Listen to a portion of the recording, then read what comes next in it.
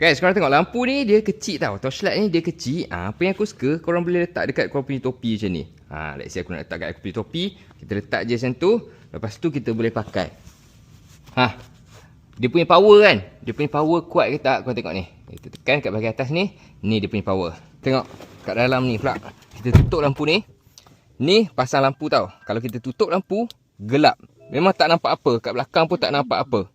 Okay, bukan tu je. Benda ni, torchlight ni, dia boleh glow in the dark tau. So, let's say korang letak dekat tempat ataupun dekat matahari kan. Okay, korang jemur dia dekat matahari. Lepas tu lama-lama, dia akan glow in the dark. Look at that. Glow in the dark, guys. So, senang. Kalau terjatuh kat situ, kau dah boleh nampak. Torchlight aku jatuh kat sini.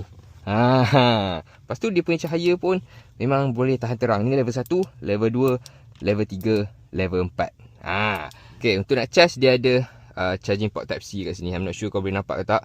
Memang gelap, guys. Okay, dia ada charging port Type-C kat situ. So, kau boleh charge je.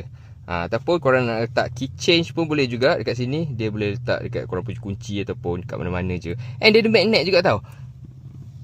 Nampak? Dia boleh melekat kat situ. Dia magnetic. So, senang. Korang nak letak kat sini. Korang nak on lampu.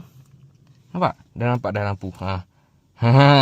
So, macam biasa kalau korang nak benda ni, aku dah sediakan beg kuning kat dalam video ni.